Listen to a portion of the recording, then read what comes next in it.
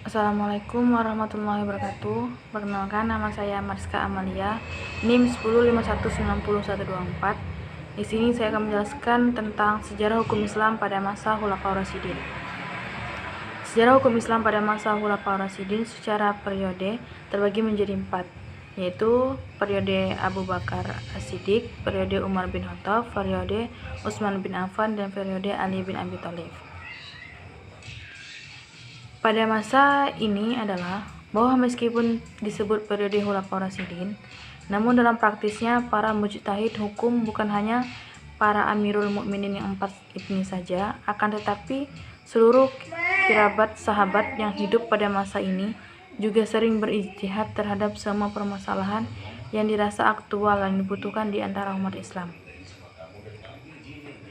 Dalam hal permasalahan hukum Islam telah ada hukumnya dalam nas Al-Quran, maka digunakan hukum yang didapat dari nas tersebut.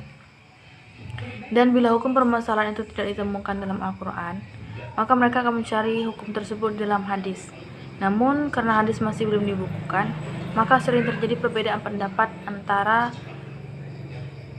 mereka tersebut yang ingin memecahi suatu persoalan yang sama, tetapi menghasilkan produk hukum yang berbeda. Tergantung kapasitas hukum yang dimiliki masing-masing sahabat.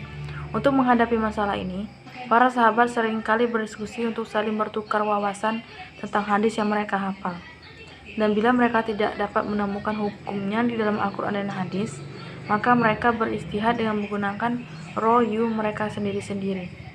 Maka kemudian terciptalah metode kias, pengalihan ilhad hukum, ijma, hingga akhirnya pada tahap penelusuran substansi syariat dengan menggunakan metode maslahah. Metode maslahah yaitu mencari hal yang maslahat bagi manusia secara umum. Adapun sebab ikhtilaf terdapat para sahabat saat itu adalah perbedaan persepsi tentang suatu nas Al-Quran dan hadis secara tekstual, yang biasanya memerlukan kajian kebahasan yang tinggi. Di samping itu, kadar jumlah hadis yang berbeda yang diterima kesemuanya tergantung pada seberapa dekat dan sering seorang sahabat berinteraksi dengan Nabi Shallallahu Alaihi Wasallam. Beberapa contoh hasil ijtihad para sahabat dalam penentuan hukum Islam terdapat suatu persoalan.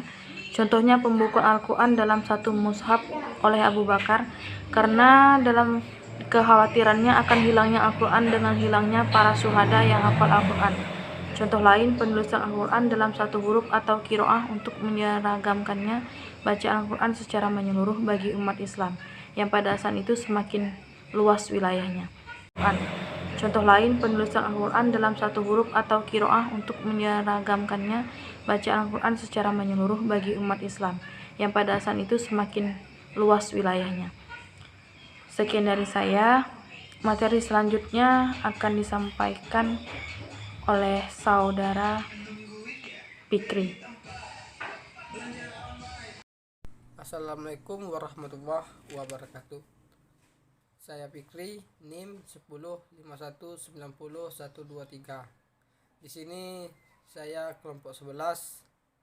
Saya akan menjelaskan tentang perkembangan hukum Islam pada masa Nabi Muhammad. Yaitu 12 tahun semenjak beliau diangkat menjadi Rasul sampai waktu hijrah. Pada masa itu masih sedikit pengikut Rasul. Pada fase itulah diarahkan para pendakwah tauhid memalingkan umat manusia yang masih menyembah berhala, patung, dan Rasulullah juga berlindung dari orang-orang yang menghalangi atau orang-orang yang sengaja untuk menghalangi dia untuk dakwah beliau. Yaitu kira-kira selama 10 tahun semenjak Nabi hijrah ke Madinah.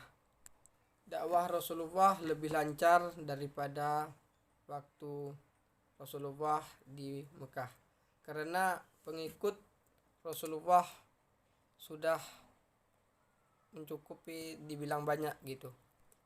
Dan dakwah Rasulullah di waktu di Madinah